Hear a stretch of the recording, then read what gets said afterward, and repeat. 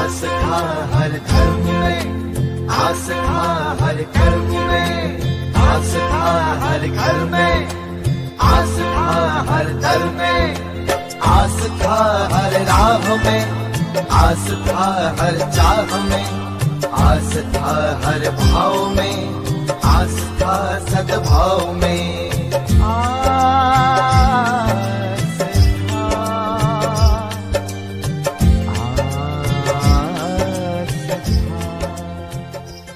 लिखा पुरुषः सहस्राक्षः सहस्रपात शभो निगुं सर्वातिस्पृतवात्यतिष्ठदसाङ्गोलं पुरुष एवेदग्गुं सर्वं यद्भूतं यच्च भाव्यं ऊताव्रतत्वशेषानो जगन्नेनातिरोहति एतावानस्य महिमातो जायास्य पुरुषः पादोषेह भवत् पुनः ततो विध्वन् विक्रामशासनानशने अभि ततो विराड जायत विराजो अधिपुरुषः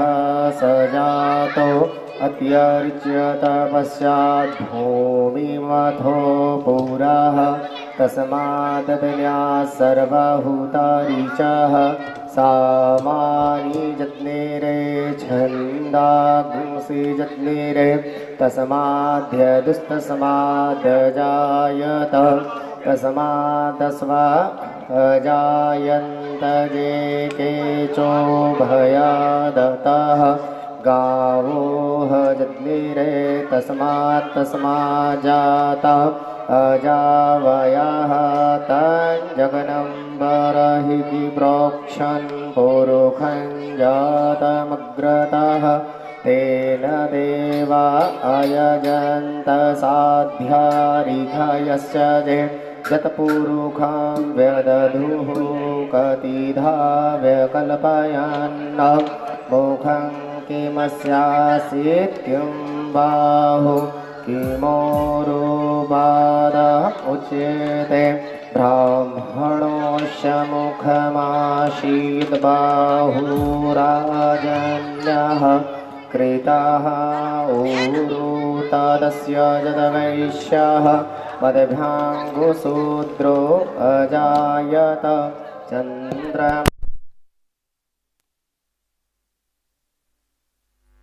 अजायत सोत्राद्वायुस्य प्राणस्य मुखादग्निरजायत नाभ्यायाशीदन्तरिक्षगुं शेषणोर्ध्यो श्रमवर्तपदभ्यां भूमिर्देशः सोत्रातथालोकान् अकल्पयन् जगद्गुरुखेण हविखादेवा जज्ञनतन्वत वसन्तो स्यासीद्राज्यं ग्रीक्महितमः सरत्कविः सप्तासासन्तरुभयस्त्रोः सप्तसमिधाः कृताः देवा जगन्नन्तन्दानः अवदनन्दोखान्तसोम जगनेन विज्ञानयजन्तदेव स्थानोद्धरणानि प्रथमान्य सान्नातेर्हनाकमहिमानः सचन्दयत्रपूर्व साध्याः शान्तिदेवाः ईरां विष्णुर्विचक्रमे प्रेधानि दधे पदाम् सनोधनस्य पादुषो स्वाहा धनग्राणगतं भगवानकी वृन्दावनहरणानकी अपने स्थान पर आपको दिल करेगा ओम गणानानंदये नमः आरती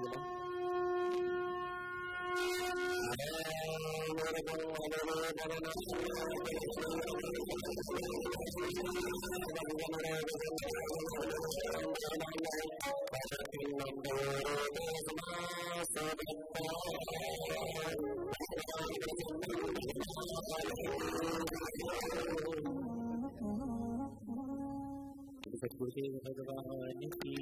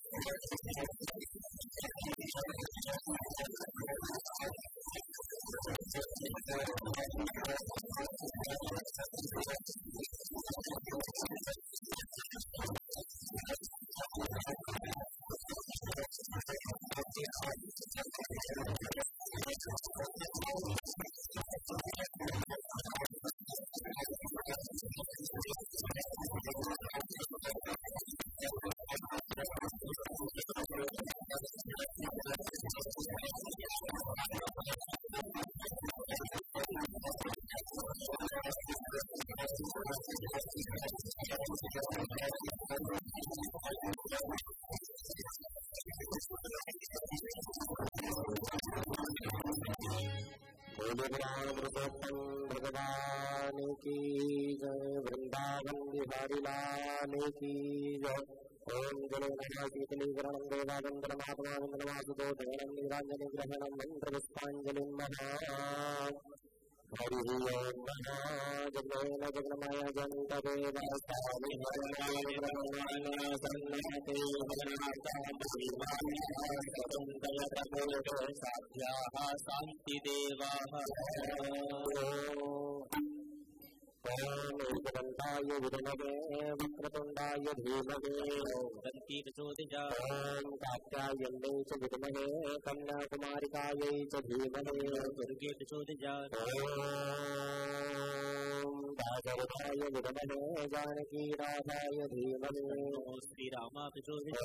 ओम जनकात्मजायै च विद्महे रामप्रियायै च धीमहि मां सीता प्रचोदयात्। ओम आञ्जनेयाय विद्महे वायुपुत्राय धीमहि हनुमत् प्रचोदयात्। ओम महालक्ष्मै च विद्महे विष्णुपत्न्यै च धीमहि लक्ष्मी प्रचोदयात्। ओम नारायणाय विद्महे वासुदेवाय धीमहि श्री विष्णु प्रचोदयात्।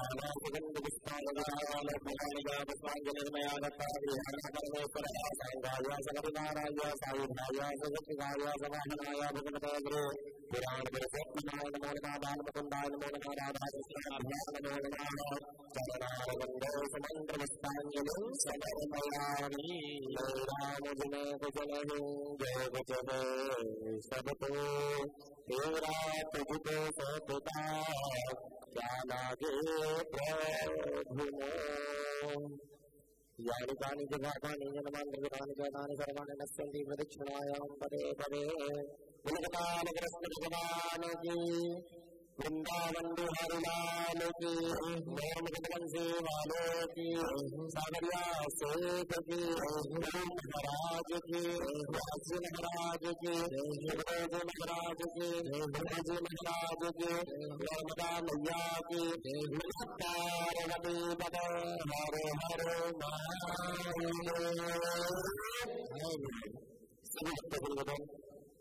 यह स्थान पर देखकर कथा श्रवण करें। आसन देंगे अपने।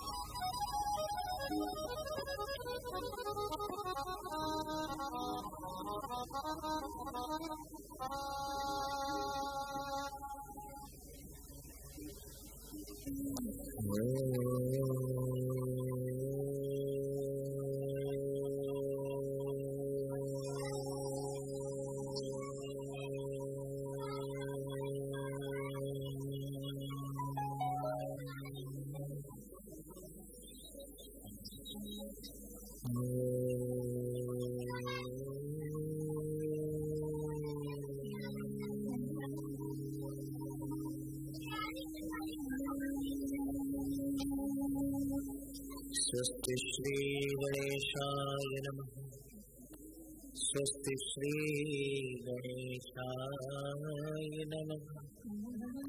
स्वस्ति श्री गणेशाय नमः। श्रीमन्महागणाधिपतये नमः। श्री राधा कृष्णाभ्यां नमः। उमा महेश्वराभ्यां नमः। श्री जानकी वल्लभो विजयतेतराम। श्री हनुमते नमः। विंशुप्रदेव्यै नमः। श्री नर्मदादेव्यै नमः। श्री चामुण्डादेव्यै नमः। श्री पीताम्बरादेव्यै नमः। श्री पुत्रेभ्यो नमः। श्री चमत्कारी महादेवेभ्यो नमः। श्री मद्गुरुचरणकमलेभ्यो नमः। वर्णानामृतसंधानां रसानां सन्दिशामपि मंगलानां च कर्तारो वन्दे वाणी विनायको। भवानी शंकरो वन्दे श्रद्धा विश्वासरूपिणौ। याभ्यां विना न पश्यन्ति सिद्धं स्वान्तस्थमीश्वरम्। वन्दे बोधमयं नित्यं गुरुं शङ्कररूपिणं। यमाश्रितो विवक्रोऽपि चन्द्रः सर्वत्र वन्द्यते। गुरुर्ब्रह्मा गुरुर्विष्णुः गुरुर्देवो महेश्वर। गुरुर्साक्षात् परब्रह्म तस्मै श्री गुरवे नमः। ध्येयं सदा परिभवग्नमविष्टदोहं तीर्थास्पदं शिवविरिञ्चिनुतं शरण्यं। वृत्त्यार्थिहं प्रणतपालुभवाब्धिपोतं वन्दे महापुरुषते चरणारविन्दम्। श्रीसीतानाथसमारम्भां रामानन्दारिमध्यमाम्। अस्मदाचार्यपर्यन्तां वन्दे गुरुं परम्पराम्। दक्षिणे लक्ष्मणो यस्य वामे च जनकात्मजः। पूरतो मारुतिर्यस्य तं वन्दे रघुनन्दनम्। लोकाग्रामं निरन्तधीरम् राजीवनेत्रं रघुवंशनाथं। कारुण्यरूपं करुणाकरन्तं श्रीरामचन्द्रचरणं शरणं प्रपद्ये। मनोजवं मारुततुल्यवेगं जितेन्द्रियं बुद्धिमतां वरिष्ठं। वातात्मजं वानरयूथमुख्यं श्रीरामदूतं शरणं प्रपद्ये। सच्चिदानन्दरूपाय विश्वोत्पत्त्यादिहेतवे। तापत्रय विनाशाय श्रीकृष्णाय वयं नमः। कृष्णाय वासुदेवाय हरये परमात्मने प्रणतः क्लेशनाशाय गोविन्दाय नमो नमः। नारायणं नमस्कृत्यं नरं चैव नरोत्तमं देवीं सरस्वतीं व्यास ततो जयमुदीरयेत्।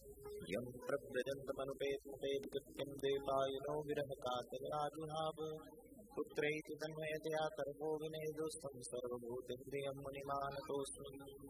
जय जय श्री राधारमण जय जय नवल किशोर जय गोपी चित चोर प्रभु जय जय माखन चोर। श्री राधा मेरी स्वामिनी मैं राधा जुगदास जन्म जन्म मोहि दीजियो श्री वृंदावन वास जन्म जन्म मोहि दीजियो श्री चरणन को वास जन्म जन्म चाकर रहूं किशोरी बन करके रोदास। प्रथमे सदगुरु जी को वंदना द्वितीय आदि गणेश तृतीय सुमरो शारदा ममर कंठ करो प्रवेश। बालाजी काटो सकल कलेश ठाकुर जी अंग संग रहो हमेश। तुम बिन बेकल हो प्राणेश्वर आ जाओ मुझबंत करे शरण स्मरण की बाह रहोगे उमार मन प्रिय कांत करे। बिरह व्यथित हूँ दीन दुखी हूँ दीन दयाल अनंत करे। आओ तुम मेरे हो जाओ आ जाओ भगवंत करे। मेरी इस दयनीय दशा पर कुछ तो करो विचार हरे। शिव पार्वती पति हर हर शंभो पाहि पाहि दाता हरे हरे। सर्वमंगल मांगल्ये शिवे सर्वार्थ साधिके शरण्ये त्र्यंबके गौरी नारायणी नमोस्तुते नारायणी नमोस्तुते नारायणी नमोस्तुते। बोले गजानन गणपति महाराज की जय। सदाशिव भगवान जय। गौतमाद की जय। सुंदरी मैया की जय। श्री सोमनाथ महादेव की जय। मल्लिकार्जुन महादेव की जय। महाकालेश्वर भगवान की जय। ओंकारेश्वर भगवान की जय। नीलेश्वर महादेव की जय। भीमशंकर महादेव की जय। सर्वेश्वर महादेव की जय। केदारेश्वर भगवान की जय। काशीनाथ भगवान की जय। वैद्यनाथ भगवान की जय। नागेश्वर भगवान की जय। रामेश्वर भगवान की जय। कृष्णेश्वर महादेव की जय। लिंगनाथ भगवान की जय। घंटेश्वर महादेव की जय। बिल्वामृतेश्वर महादेव की जय। वेंकटेश्वर भगवान की जय। वेंकटेश्वर महादेव की जय। नीलकंठेश्वर महादेव की जय। ऋणमुक्तेश्वर महादेव की जय। कमलेश्वर महादेव की जय। श्री स्फटिकेश्वर महादेव की जय। नर्मदेश्वर महादेव की जय। गंगेश्वर महादेव की जय। श्री मार्कंडेश्वर महादेव की जय। मां मृत्युंजय भगवान की जय। चमत्कारी महादेव भगवान की जय। श्री जगदम्बा मां की जय। त्रिपुर सुंदरी मैया की जय। वृंदेवासिनी मैया की जय। वैष्णव महारानी की जय। सप्तशृंगी मैया की जय। ज्वाला मैया की जय। कामों वाली मैया की जय। झंडे वाली मैया की जय। नर्मदा मैया की जय। श्री चामुंडा मैया की जय। तुलजा भवानी की जय। अन्नपूर्णा मैया की जय। सिद्धि मैया की जय। गढ़कालिका मैया की जय। नगरकोट महारानी की जय। जोशीवती मैया की जय। श्री विजासिनी मैया की जय। अन्नपूर्णा मैया की जय। श्री कुलदेवी मैया की जय। श्री महालक्ष्मी मैया की जय। महा सरस्वती मैया की जय। महाकाली मैया की जय। काल भैरवनाथ बाबा की जय। विक्रांत भैरवनाथ बाबा की जय। भैरवनाथ बाबा की जय। भैरवनाथ बाबा की जय। अयोध्या नरेश राघवेंद्र सरकार की जय। साराम राजा सरकार की जय। रामलला सरकार की जय। अनंत बलवंत अनंतलाल जी महाराज की जय। चित्रवीर हनुमान जी महाराज की जय। गंगुलवीर सरकार की जय। विजय हनुमान जी महाराज की जय। शक्ति बालाजी सरकार की जय। भगवान हनुमान जी महाराज की जय। रंगीत महावीर स्वामी की जय। सिद्धेश्वर बालाजी सरकार की जय। श्री संकट मोचन हनुमान जी महाराज की जय। श्री द्वारिकानाथ भगवान की जय। रणछोड़ भगवान की जय। ठाकुर नरेश की जय। शिवजी बाबा की जय। सेनाथ जी बाबा की जय। चारभुजानाथ भगवान की जय। रामदेवरा सरकार की जय। सांवरिया सेठ की जय। ठाकुर माँ के बिहारी लाल की जय। राधा रमन सरकार की जय। प्रियानंद भगवान की जय। हरिविठल पंडरीनाथ भगवान की जय। लक्ष्मी नारायण भगवान की जय। टीकम जी सरकार की जय। हरिविठल पंडरीनाथ भगवान की जय। तिरुपति बालाजी सरकार की जय। गिरिराज धरण की जय। गोवर्धन नाथ की जय। श्याम सुंदर त्रिमने महारानी की जय। वल्लभादेश की जय। पावन मलक धाम की जय। पावन रेवासा धाम की जय। पावन जड़खोर धाम की जय। जगत गुरु श्री रामानंदाचार्य जी महाराज की जय। जगत गुरु द्वाराचार्य मुलकुटाधीश्वर सतगुरुदेव भगवान की जय। व्यास जी महाराज की जय। गोस्वामी महाराज की जय। परीक्षित जी महाराज की जय। गुरु जी महाराज की जय। वत्सल भगवान की जय। श्रीमद भागवत महापुराण की जय। पुराण पुरुषोत्तम भगवान की जय। गंगा मैया की जय। क्षिप्रा मैया की जय। सरयू मैया की जय। गोदावरी मैया की जय। यशोदा मैया की जय। जगत पूज्य गौ माता की जय। जगत पूज्य रेवा महारानी की जय। पितरेश्वर भगवान की जय। अपने अपने गुरु गोविंद माता पिता की जय। हरिहर लाल भगवान की जय। जय जय श्री सीताराम। जय जय श्री राधे। हरे हरे महादेव हरे। सभी भगवत चरणानुरागी हाथ जोड़ करके भगवान श्री हनुमान जी महाराज को आसन देते हुए प्रार्थना करें। बाबा आए और 7 दिवसीय यह जो श्रीमद् भागवत महापुराण का दिव्य सत्संग यादव परिवार के आंगन में श्री चमत्कारी महादेव बाबा की शरण में बैठ करके हम लोग करने जा रहे हैं। संपूर्ण राम परिवार से सपरिकर पधार करके आसन ग्रहण करें। जो दास ने आसन लगाया वहाँ विराज करके, अभी तो जहाँ आपका मन करे वहाँ विराज करके दास की स्पतित वाणी से यह दिव्य पावन श्रीमद् भागवत कथा का अमृत हम सभी को प्रदान करें और आनंद प्रदान करते हुए आनंद सप्त दिवसात्मक इस यात्रा को विश्राम कर ले जाएं। अपनी छत्र छाया में अपनी कृपा से हमारे समस्त मनोकामनाओं को पूरे करते हुए हनुमान जी महाराज समस्त संकटों को दूर करते हुए ये सत्संग का आनंद हम सभी बच्चों को प्रदान करें। प्रार्थना करें, निवेदन करें। आइए हनुमंत विराजिए, कथा करूं मति अनुसार, प्रेम सहित गादी धरूं विराजी पवन कुमार। आइए बाबा विराजिए, कथा सुनो इतिहास, तुम सेवक रघुनाथ के मेरे चरण को दास।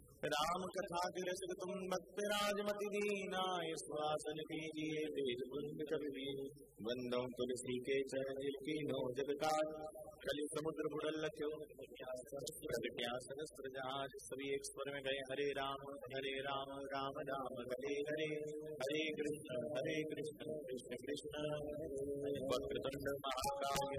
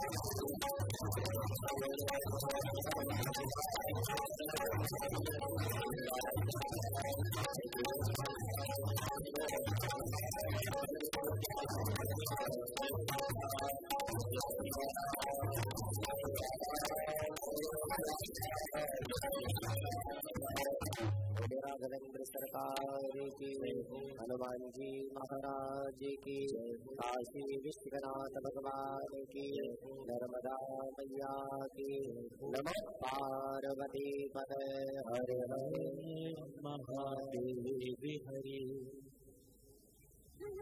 हनुमान जी को आसन देने के पश्चात सभी अपने अपने आसन को प्रणाम कर लें। अपने इष्ट अपने सदगुरु अपने कुल देवी देवता का ध्यान करते हुए पूर्वजों का ध्यान करें, पितरेश्वर भगवान का स्मरण करें। पितृ देवता का स्मरण करते हुए प्रार्थना करें, पितृदेव आपकी प्रसन्नता से पुनः फाल्गुन के इस पावन पवित्र महीने में चमत्कारी बाबा महादेव की शरण में बैठ करके हम पितृ मोक्षदायिनी श्रीमद् भागवत का सत्संग करने जा रहे हैं। पूज्य परब्रह्म की कृपा से आप भी पधारें। यथोचित आसन ग्रहण करके दिव्य पुण्य को ग्रहण करके आप गोलोक धाम वैकुंठ धाम को प्राप्त करें और आपकी छत्र छाया परिवार पर सदैव बनी रहे।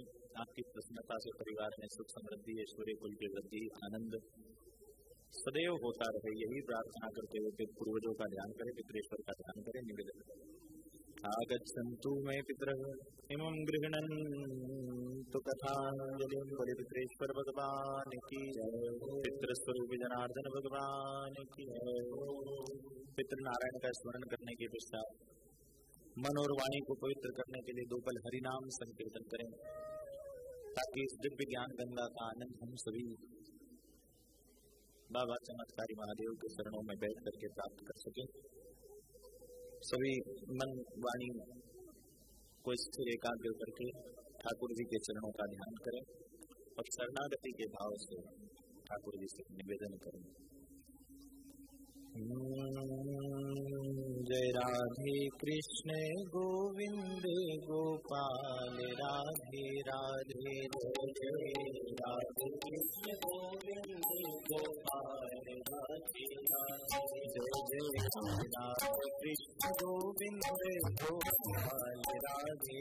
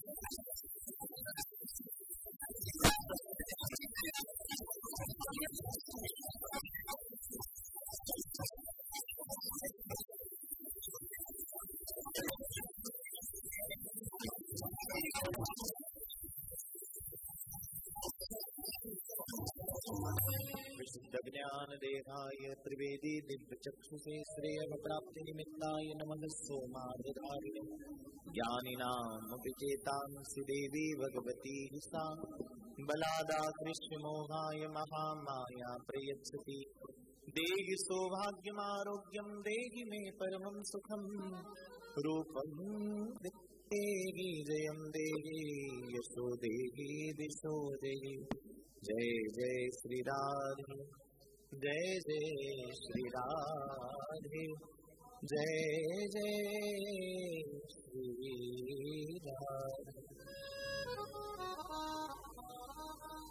प्रातः स्मरणीय प्रथम वंदनीय पूज्य सद्गुरुदेव भगवान के दिव्य पावन चरणों में बारंबार प्रणाम करते हुए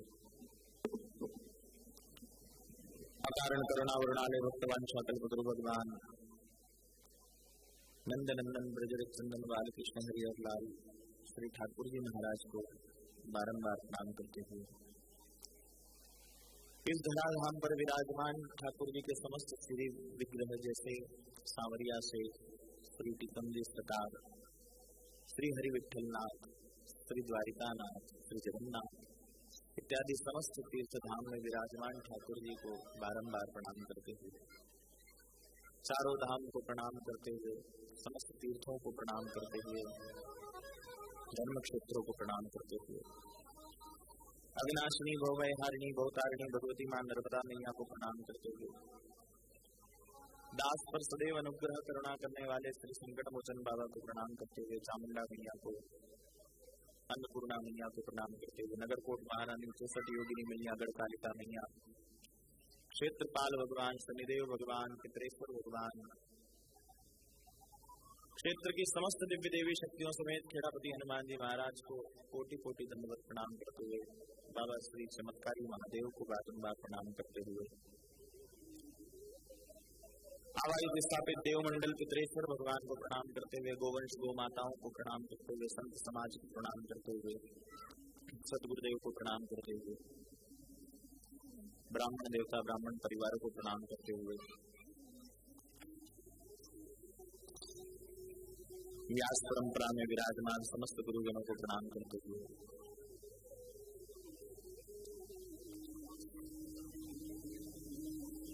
पितरेश्वर भगवान को प्रणाम करते हुए आवाज स्थापित देव मंडल को प्रणाम करते हुए आप सभी के हृदय में विराजमान करुणा वात्सल्य ममता के स्वरूप गोविंद को प्रणाम करते हुए श्री बालाजी को प्रणाम करते हुए उमापति महादेव को प्रणाम करते हुए आचार्य गणों को कीर्तनिया जी को प्रणाम करते हुए सभी को यथा योग्य वंदन प्रणाम करते हुए आज सत्संग के प्रथम दिवस का सभी को जय श्री कृष्ण जय श्री राम हर हर महादेव। कण कण में विराजमान भगवान करुणा निधान को एक ही पंक्ति में प्रणाम करते हुए आए सत्संग यात्रा में प्रवेश करें। सिया राम मैं सब जग जानी करहु प्रणाम जोरी जुग पानी। श्री अयोध्या नाथ की, श्री द्वारिका नाथ की, श्री हरिहर लाल भगवान की, श्री चमत्कारी महादेव की। महानुभाव बंधुओं, श्रद्धावंत माताओं, श्री हरि वैष्णव भक्तों, भूत भावन भूतेश्वर भगवान श्री चमत्कारी महादेव की करुणा और कृपा को देखिए। 5 वर्ष हमने इसी धरा पर बैठ करके शिव महापुराण जैसे दिव्य सत्संग को सुना और 5 वर्ष की पंचामृत यात्रा को पूर्ण करने के पश्चात अब हमको 6ठे वर्ष में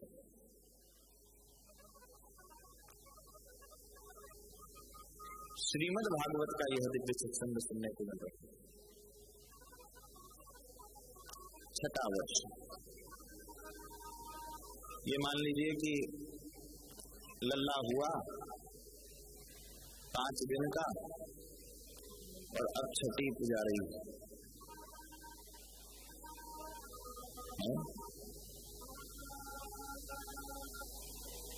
तो षष्ठी मैया की कृपा, श्री महादेव की कृपा।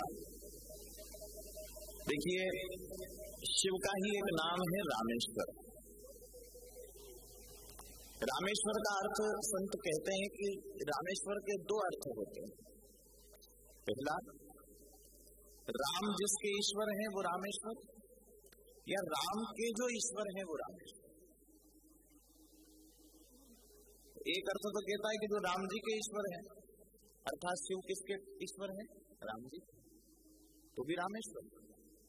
या यूं कह लीजिए कि जिनके राम ईश्वर है। और ये कथा किसकी है? राम की, नारायण की है, परब्रह्म की है, पूर्ण ब्रह्म की है। तो मानो 5 वर्ष शिव जी ने अपनी कथा को सुना और फिर शिव जी ने निवेदन किया कि अब उसकी कथा हमको सुनवाओ जो हमको प्रिय है। आपने यदि मायरे की कथा सुनी हो तो नरसिंह भगत से जब भोलेनाथ मिले तो नरसिंह से पूछा, नरसिंह क्या चाहिए? वरदान मांगो, तुमने 7 दिन भूखे प्यासे जंगल में रहकर के हमारी तपस्या करी है। तो नरसिंह भगत कहते हैं कि मुझे वो दे दो जो आपको प्यारा है। क्या दे दो? वो दो जो आपको प्रिय है।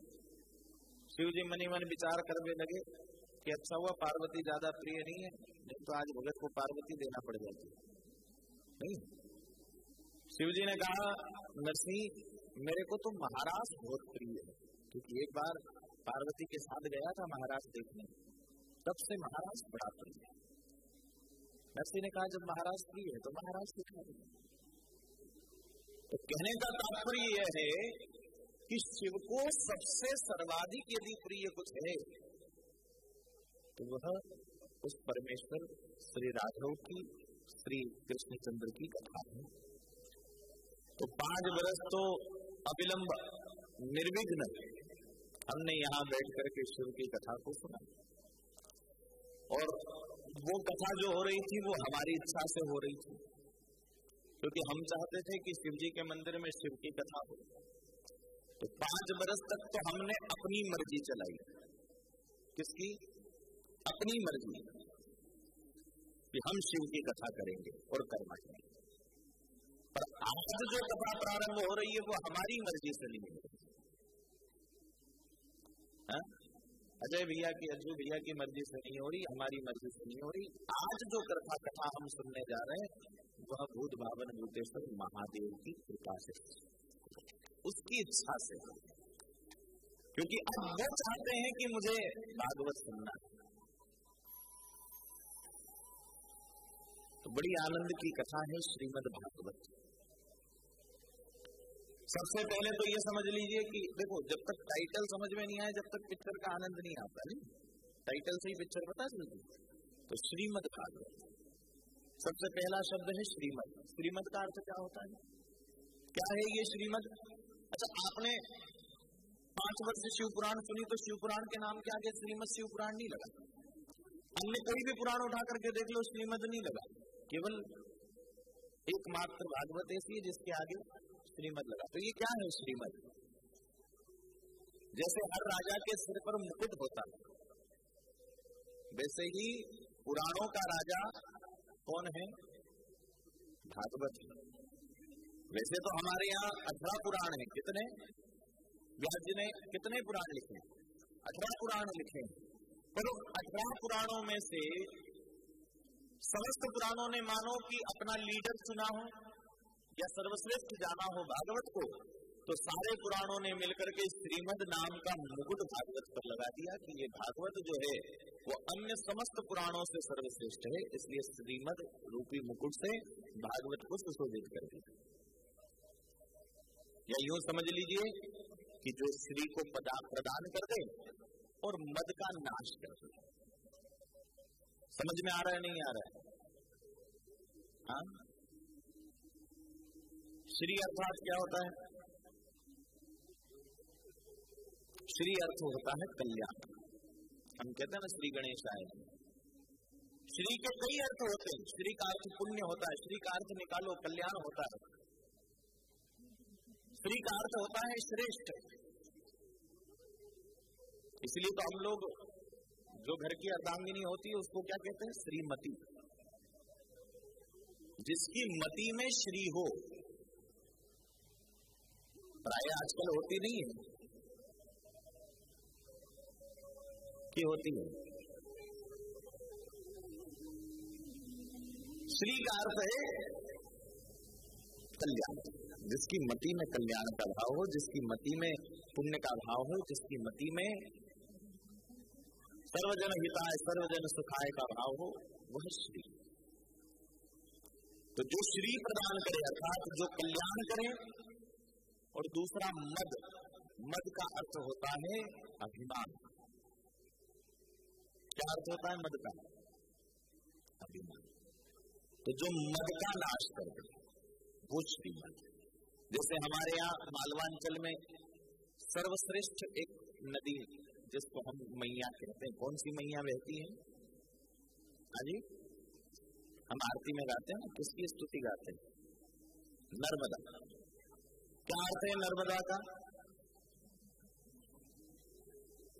एक अर्थ तो ये होता है कि जो नर्म है वो नर है, और दूसरा अर्थ होता है जो नर के मद का हरण कर ले, मतलब नर के अभिमान का नाश कर दे, वो नर।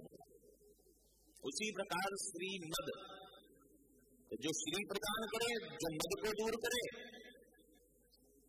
वो श्रीमद। और फिर श्रीमद के बाद क्या शब्द आता है? हाँ जी, कौन सा पुराण सुन रहे हैं हम? भागवत। तो श्रीमद के बाद आता है भागवत। देखो 5 बरस हो गए सुनते सुनते, अब तो बोलने की आदत होना चाहिए, चुपचाप मत बैठना, तो दूसरी बातें मत करना है, कथा की बातें करना। प्रेम से तो वृंदावन बिहारी लाल की। तो श्रीमद और फिर भागवत। अच्छा, भागवत में कितने अक्षर हैं? बोलो जल्दी। बढ़िया बुढ़िया की नहीं? तो फिर बोले जल्दी, भागवत में कितने अक्षर? 4। पहला अक्षर भा, दूसरा ग, तीसरा व, चौथा त। तो भ से क्या समझ में आया? भ अक्षर कहता है कि जहां जिसको सुनने मात्र से भक्ति प्रकट हो जाए। क्या प्रकट हो जाए? भक्ति। जिसको सुनने से भक्ति जीवन में आ जाए वो भागवत। क्योंकि पहला अक्षर क्या है? भ। फिर दूसरा अक्षर क्या है? ग, अर्थात जिसको सुनने से ज्ञान आ जाए। फिर तीसरा अक्षर क्या है? व, जिसको सुनने से वैराग्य प्रकट हो जाए। वैराग्य जानते हैं कि नहीं? अभी कुंभ का मेला लगा था, बड़े बड़े वैरागी आए वहां, पर दुर्भाग्य है हमारा कि सोशल मीडिया ने उन वैरागियों के एक के भी दर्शन नहीं करवाए, और जितने प्रपंच वाले थे सबके दर्शन करवा दिए। देखो, इसी को तो कलयुग कहते हैं।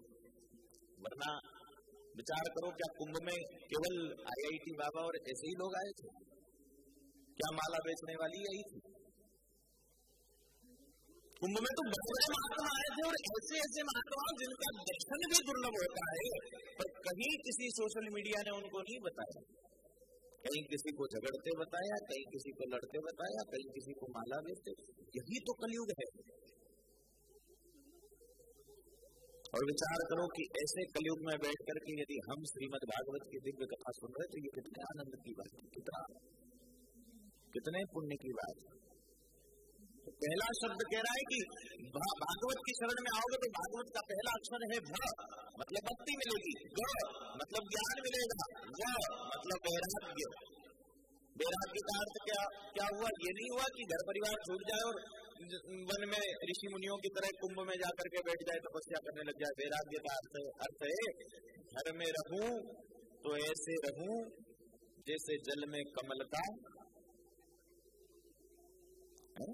घर में रहूं तो ऐसे रहूं जैसे घर में कमल का। कमल कैसा होता है? कीचड़ में, गंदगी में होता है, अच्छी जगह पर नहीं होता। वैसे ही हम भी रहते संसार में, तो चाहे लाख बुराइयां हमारे पास में आसपास में घूमे, तो हम उन बुराइयों पर अपना आधिपत्य जमा करके और श्रेष्ठ बन करके इस जीवन का यापन करें। ये भागवत सिखाती है। यही भाव वैराग्य का है कि त्याग बना रहे, मेरा मेरा नहीं हो, किसका हो? तेरा तेरा। इसलिए तो हम एक भजन गाते हैं ना, मेरा आपकी कृपा से सब काम हो। ये क्या है? वैराग्य का ही तो भाव है। अभी देखो, किसी से पूछो भैया ये मकान के साथ, ये अपना मकान है, ये दुकान मेरी है, घर मेरा है। एक व्यक्ति ऐसे परिचय देता है, और दूसरे व्यक्ति के पास जाओगे जो सत्संगी है, जो ज्ञानी है, जैसे हमारे बाबा, इनसे पूछो, अरे बाबा बहुत सुंदर यात्रा निकाली, ऐसी यात्रा क्षेत्र में कोई नहीं निकालता। बाबा क्या कहेंगे? सब भोले बाबा की कृपा। अपना नाम नहीं आएगा। किसकी कृपा है? बोले बाबा की कृपा। सब महादेव की कृपा है, सब गुरु जी की कृपा है। तो स्वयं का नाम न लेकर के परमात्मा के ऊपर, जैसे आप कभी किसी से पूछो, पुराने लोग करते थे ऐसा व्यवहार, पुराने लोगों से पूछो साहब घर किसका? सब आपका है, ये आपका घर है, ये आपकी दुकान है। कभी भी कोई मिलने आता, हमने अनुभव किया, आज भी गांव में पुराने जो बुजुर्ग होते हैं, वो जब भी परिचय करवाते हैं तो गुरुजी आई देख जो ये आपको मकान है। तो आपका मतलब क्या गुरुजी का हो गया? नहीं। आप कौन? वो आप जिसने इस पूरी सृष्टि को बना रखा है। इसीलिए मेरा का भाव दिमाग से निकाल देना और किसको अपना लेना। आज ही कह देना, मेरा आपकी कृपा से सब काम हो। और हो ही रहा है। 5 बरस शिव पुराण हो गई और अब भागवत शुरू हो गई, और यात्रा तो हो गई आज की, और कथा भी हो ही जाएगी। 6 दिन ही बचेंगे, देखते देखते 6 दिन कैसे निकल जाएंगे पता नहीं चलेगा। इसलिए कंजूसी मत करो, बिल्कुल आनंद के साथ करते हो तुम कन्हैया, मेरा नाम हो रहा है, करते हो भोले बाबा, मेरा नाम हो रहा है। अच्छा, इस भजन में एक बात बहुत अच्छी, लिखने वाले ने लिखा करते हैं मेरे बाबा, मेरा नाम हो रहा। अब बाबा क्यों लिखा? क्योंकि जिसने भी लिखा होगा वो जानता था कि व्यक्ति की आस्था अलग अलग होगी। 33 कोटि देवी देवता है, तो कोई राम जी को मानेगा, कोई हनुमान जी को मानेगा, कोई भोले बाबा को मानेगा, कोई कृष्ण जी को मानेगा, कोई श्याम बाबा को मानेगा। इसलिए उसने लिख दिया बाबा, ताकि जो भोले बाबा वाले भगत हैं वो समझ जाए कि बाबा मतलब भोले बाबा नहीं, जो श्याम बाबा वाले भगत हैं वो समझ जाए कि ये भजन तो श्याम बाबा के लिए हो रहा है। उसका भाव जुड़ जाए, ठाकुर जी से जुड़ जाए, नहीं श्री जी बाबा से जुड़ जाए, नाथ द्वारा पहुंच जाए, नहीं श्री गोवर्धननाथ बाबा से जुड़ जाए।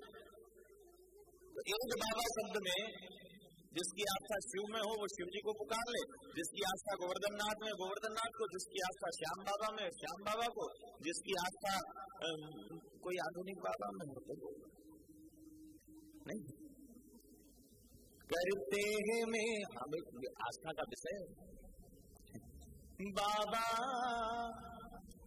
आस्था से याद आया, हमारे भैया बेटे आस्था चैनल पर कथा लाइव चल रही है, हमारे दिलीप भैया है ना, ये ना, जिसको भी कथा बाद में सुनना या सुनाने की इच्छा हो तो आस्था न्यूज सर्च करिए, और सर्च भी मत करिए, नीचे लिंक ले लीजिए, ये आपको प्रोवाइड करेंगे, सब्सक्राइब करिए, बड़े सरल है। और हमारे बाबा के एक सरल से निवेदन में ये यहाँ आ ही जाते हैं दौड़ कर। तो पहले वर्ष भेंट हुई थी, फिर बीच में एक बार हुई थी और अब आज हुई, और ठाकुर जी से प्रार्थना करें सतत बनी रहे। जरा प्रेम से गाएं, मेरा आपकी कृपा से सब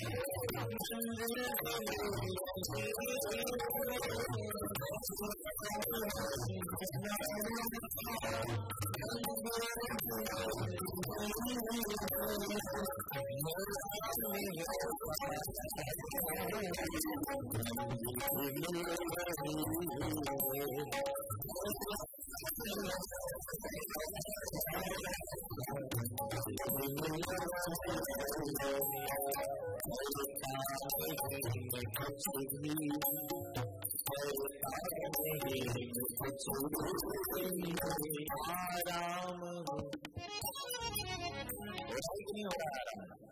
कौन कर रहा है?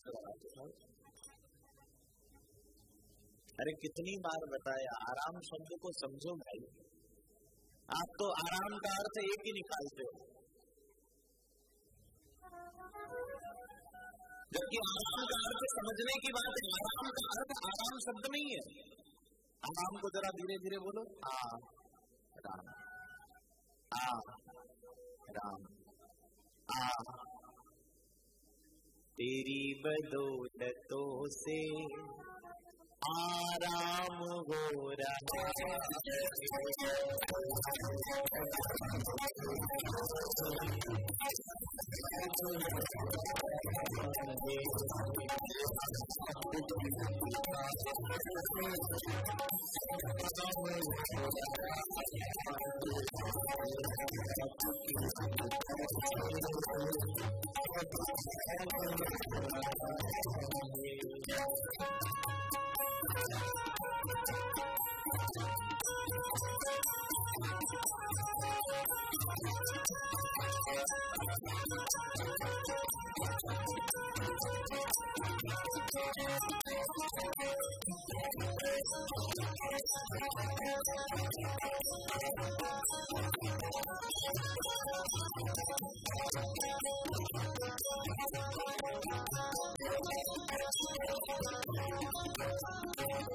साथी हो तुम मेरे इस बात की कमी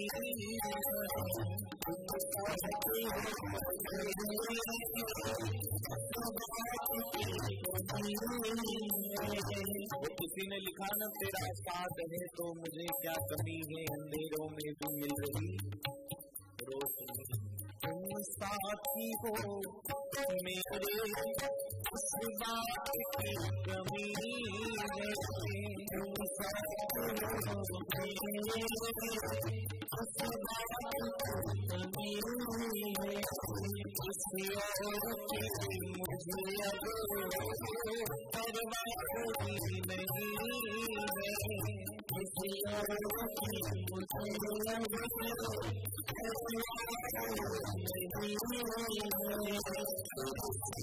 से गुलाम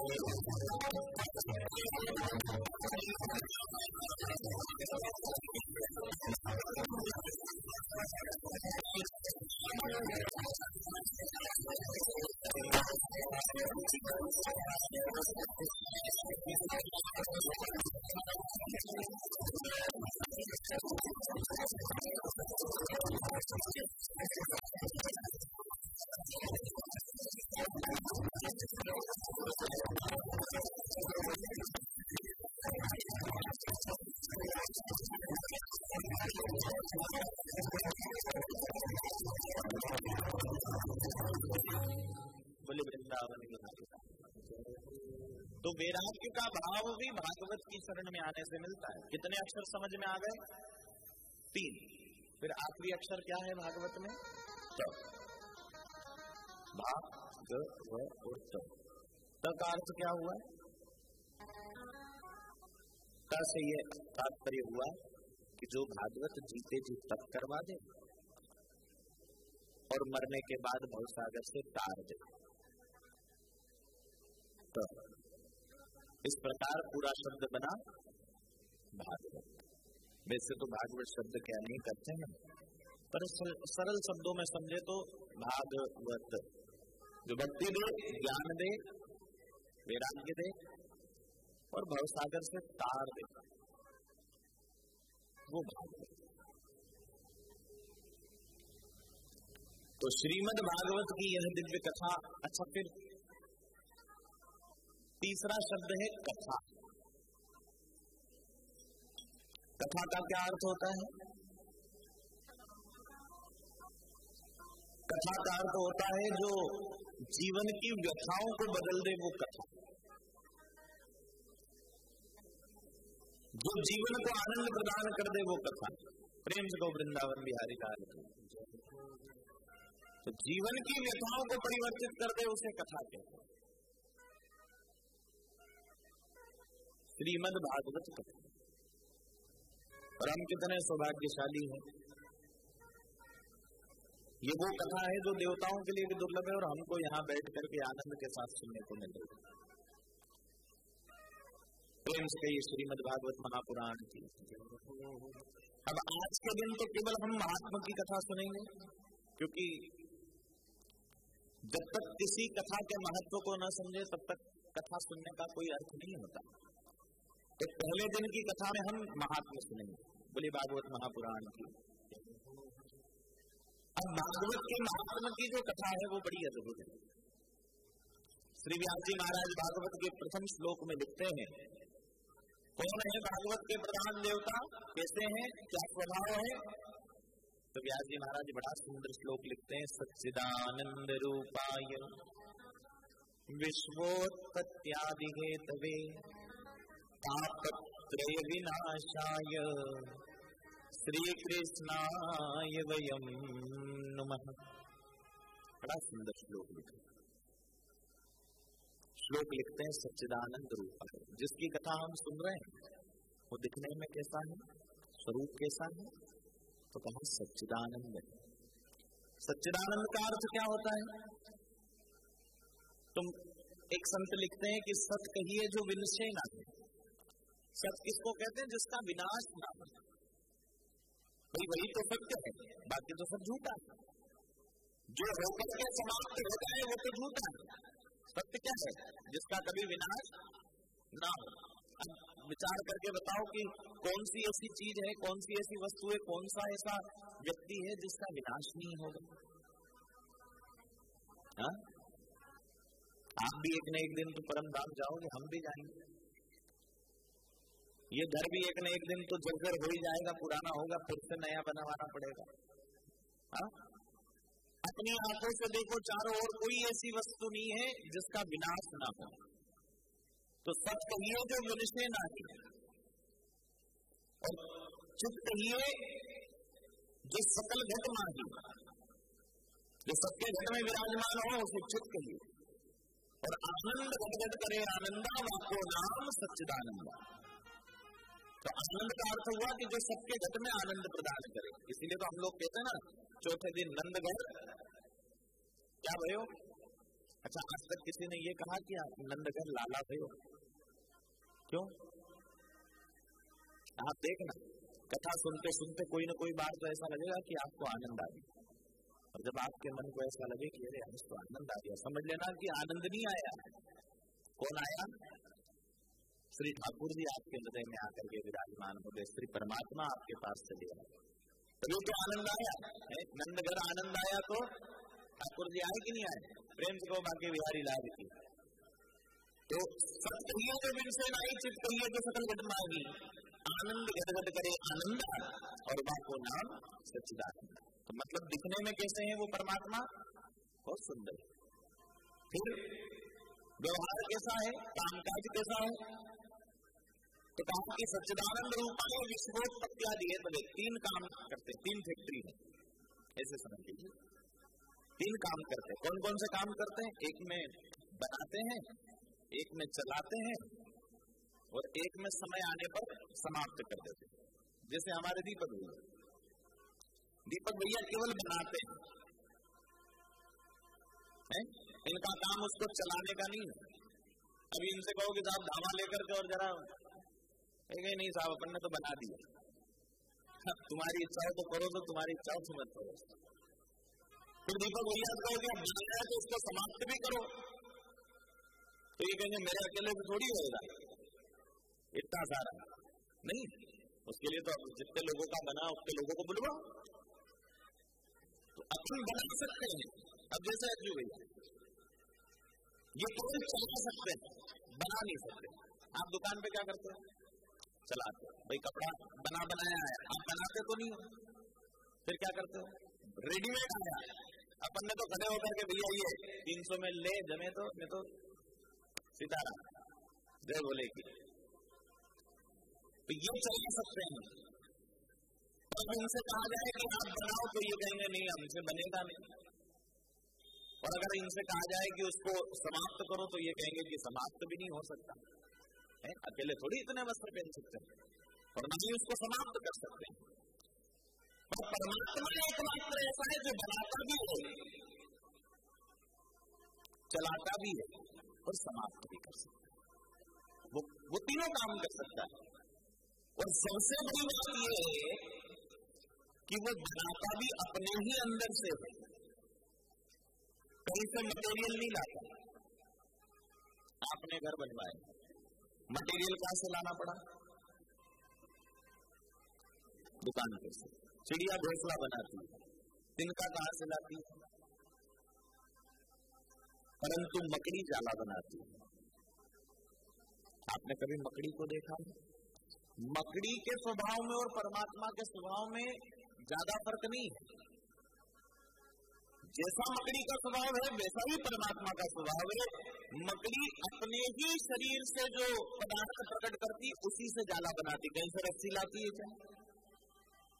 तुम्हारा घर आई थी कहीं मांगने के लिए, जी रस्सी दो तो तुम्हारे यहाँ जालो बनूंगा, नहीं, अपने ही द्वारा जो मकड़ी होती है वो जाल बनाती है, और जाल बना करके वही मकड़ी उसी जाले में बड़े आनंद के साथ झूलती है। देखना कभी कभी उसी जाले में रहेगी, उसी जाले में झूलेगी, और जब उसको समझ में आएगा, जब उसका मन करेगा तो उसी जाले को समेट लेगी,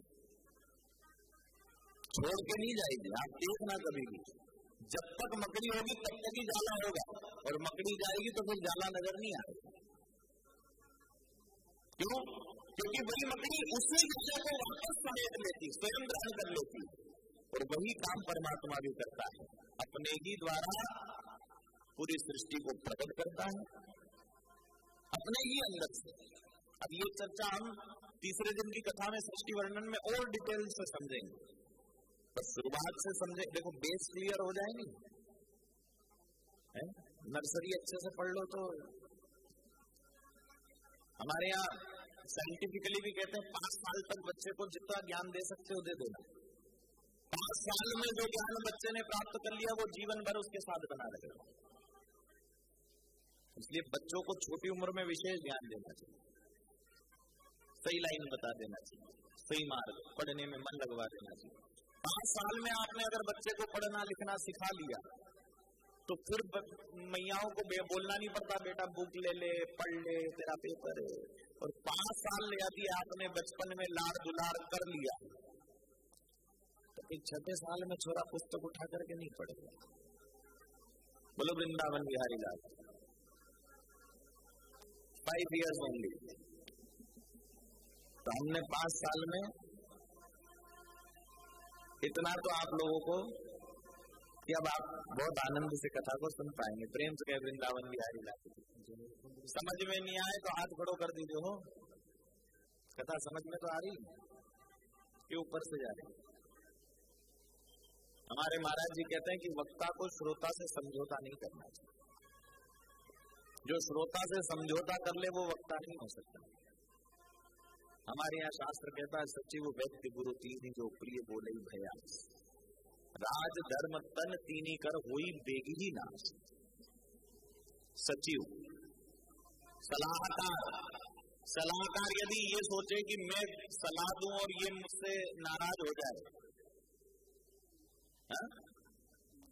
मंत्री यदि ये सोच ले कि मैंने अगर राजा को सच बोल दिया और राजा नाराज हो गया और मेरे को प्रजा से निकाल दिया तो मैं कहां जाऊंगा, तो बोलो किसका सर्वनाश करेगा? राजा। सचिव यदि मीठा बोलेगा तो राज्य का नाश कर देगा। अगर डॉक्टर ये सोचे कि अगर ये मरीज को मैंने सही सही बता दिया कि तेरे को तो बड़ी बीमारी है और ये कल से अपने पास नहीं आया तो अपनी डॉक्टरी कैसे चलेगी? तो किसका सर्वनाश होगा? मरीज का। सचिव वैद्य गुरु। अगर गुरु ये सोच ले कि अपने से अगर इनने अगला साल नहीं बुलाया तो, और अगर मीठा बोलने लग जाएगा तो क्या होगा? तो हम तो कभी कभी क्यों अज्जू गया ना गलत होता है बोलते हैं कि नहीं। और हमारे भैया ऐसे हैं कि इतने सरल है। पिछली बार तो उन्होंने कह दिया बोले गुरुजी मना करे तो कथा बंद हो, पर हम तो नहीं करें। जब तक हम हैं जब तक कथा होगी। क्यों बाबा? और हम तो ये कहते हैं कि जब तक बाबा है नहीं, जब तक वो बाबा अंदर है तब तक कथा होगी। बोले महादेव भगवान। क्योंकि न हमारी ताकत की हम कर सके और न आपकी ताकत की आप करवा सके। करते हैं मेरे बाबा और मेरा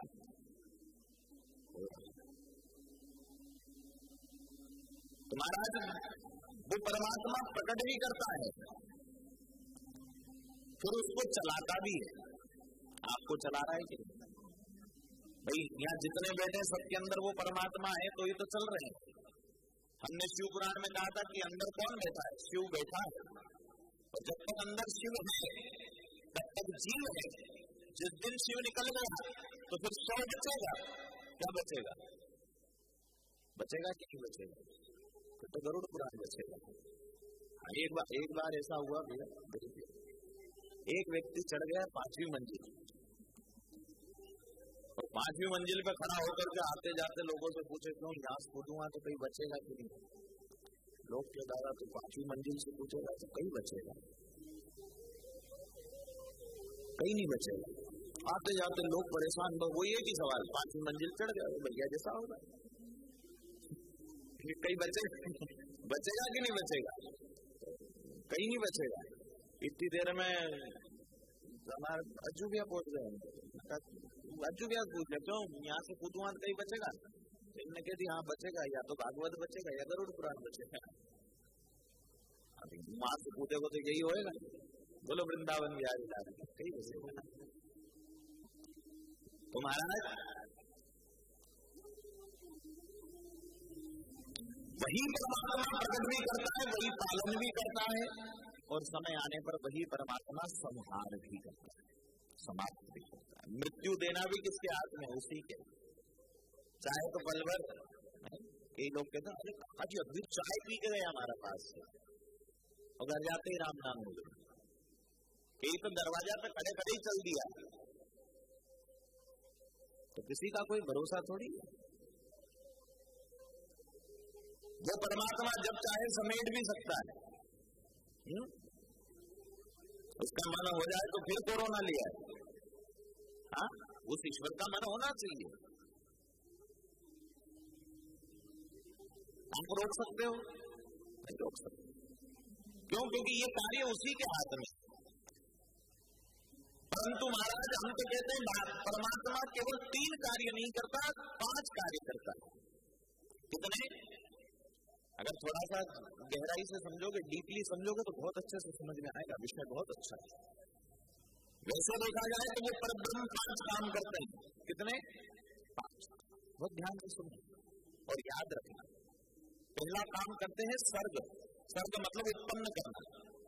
फिर स्थिति, स्थिति मतलब पालन करना।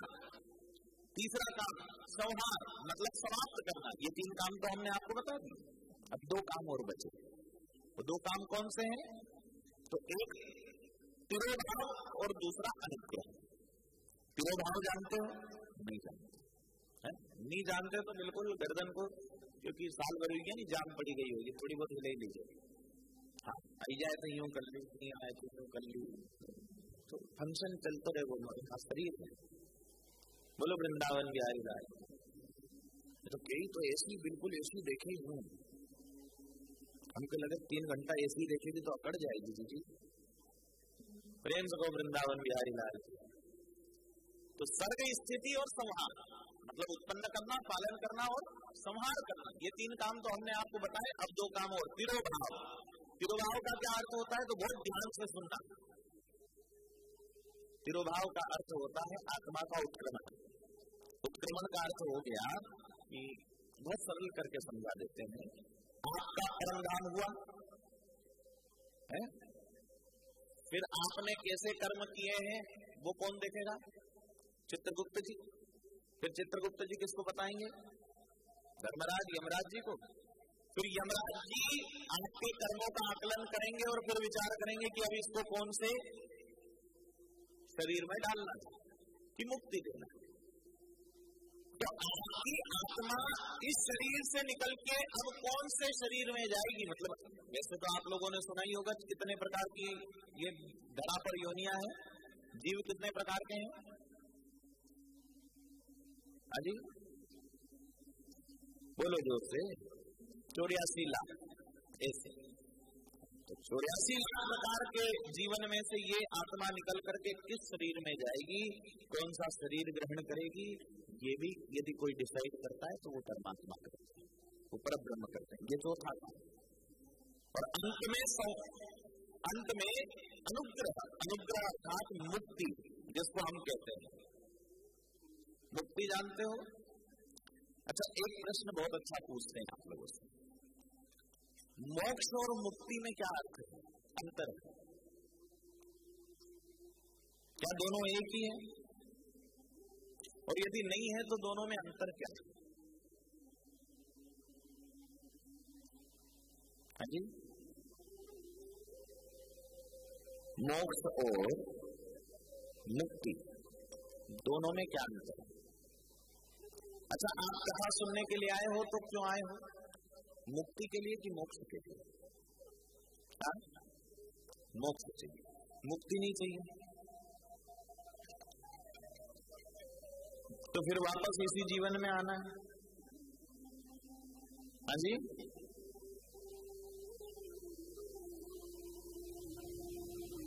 वापस आना है धरती पे। मुक्ति चाहिए कि नहीं संसार से?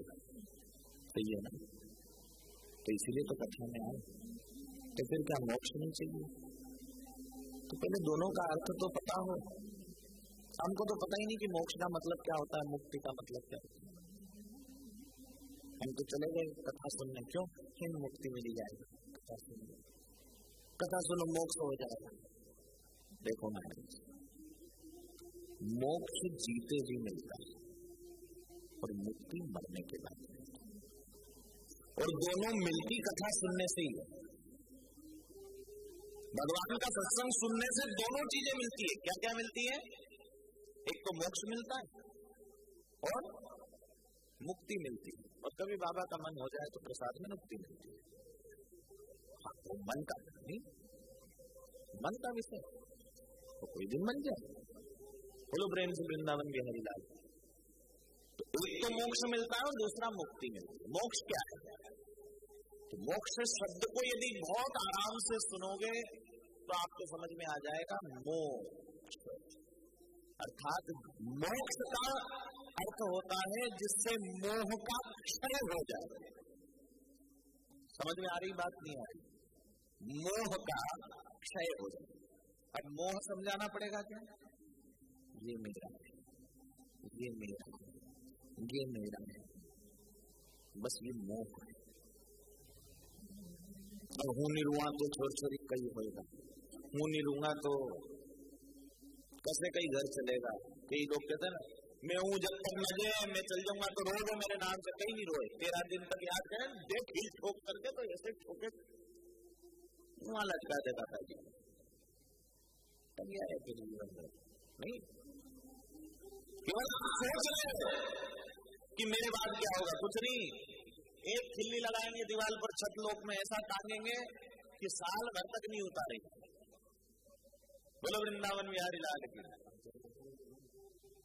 इसलिए तो नागर जी गाते हैं ना, मेरा मेरा करे के गवा, साथ में तेरे कोई ना जाए, तेरा दिन याद करे अरे मन। मोक्ष समझ में आया कि नहीं आया?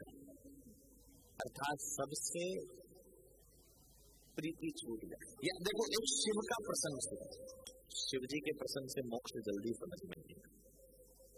शिव जी ने समुद्र मंथन हुआ और सबसे पहले क्या निकला? विष निकला। कहां धारण किया? कंठ में। और शिव जी के आराध्य कौन है? राम जी। तो राम जी को कहां बिठाया? हृदय में, है ना। अब विष और राम को जरा मिलाओ, क्या शब्द बनेगा? विश्राम। आपने देखा भोले बाबा ने हलाल, अच्छा विष भी कौन सा पिया? हलाल पिया। अच्छा एक बार बताओ, कहीं के को विष पिला दो फिर वो चैन से बैठे? कैसा करते? पर इनने पिया तो कितने आराम से बैठे। लोगों ने पूछा, बाबा आपने विष पिया, और वो भी ऐसा नहीं बिल्कुल खोलता हुआ हलाल विष पिया, तो भी आराम से बैठे हो, तो इतना आराम मिला कहां से? ऐसा विश्राम आया कहां से? बोले बाबा ने कहा, देखो भैया, मैंने विष को कंठ में रखा और राम मेरे आराध्य है, मेरे प्रिय है, राम को हृदय में बसा करके रखा, राम को अपना बना करके रखा, विष को कंठ में रखा, इसलिए मेरे जीवन में विश्राम हो गया। अब हमने क्या कर रखा है? हमने बिल्कुल उल्टा कर रखा है। हमने राम को कहां बिठाया? बोलो, कंठ। मनी मन उसके लिए जहर भरा पड़ा, भी आगे नहीं। तो राम यहाँ और कई से इतनी बेटी, इनसे पूछ लो जिससे नहीं बने, क्यों तुम्हारी उससे बनती नहीं? क्यों? अरे उसके मन में जहर भरा पड़ा है मेरे लिए। तो मन में क्या भर रखा है? अब शिव जी से सीखो, शिव जी ने क्या बिठा रखा है? शिव जी ने क्या रखा है मन में? शिव जी ने मन में राम रखा है। जिस दिन तुम भी संसार के विष को, संसार के संबंध को, ये संसार क्या है? विष ही तो है। इस विष को केवल यहाँ कंठ तक रख लो और राम को हृदय में बसा लो। मेरा कोई सहारा नहीं है राम के अलावा, केवल राम मेरे हैं और मैं। जिस दिन ये भाव जीवन में आ गया, समझ लेना कि उस दिन हमारा जीवन में मोक्ष पद प्राप्त हो गया। हमने जीते जी मोक्ष को प्राप्त कर लिया। क्या प्राप्त कर लिया? समझ में आया मोक्ष? क्या अभी भी नहीं आया? आया। अब मुक्ति। मुक्ति क्या होगी? जब जीवन में मोक्ष आएगा और फिर जब हम इस धरती को छोड़ करके जाएंगे तो संसार में मन तो रहेगा नहीं। आपने वो भरत राजा की कथा सुनी होगी ना, हिरणी के बच्चे में मन लगाया तो अगला जन्म किसका मिला? हिरण का मिला कि नहीं? तो इससे मन लगाया। अब जब हमारा मन ही संसार में नहीं रहेगा तो क्या वापस हमको अगला जन्म लेकर के आना पड़ेगा? तो मतलब क्या हो जाएगा? जीते जी मोक्ष हो गया और मरने के बाद क्या मिल गई? मुक्ति।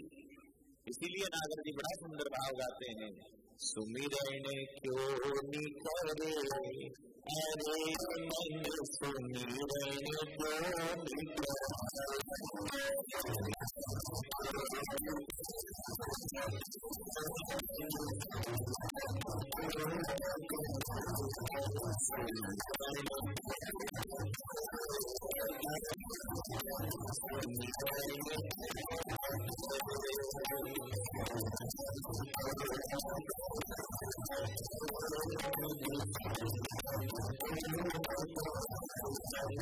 ऐसा लग रहा है आज यात्रा में ज्यादा थक गए, नाचना तो दूर की बात, ताली नहीं बज रही भाई होगी। कंजूसी मत करो, जरा प्रेम से गाओ, इतनी जोर से बजाओ कि घर में जो सीधे हो उनका मतलब पड़ जाओ कि भोट हो गई क्या करना है आपको बना दे।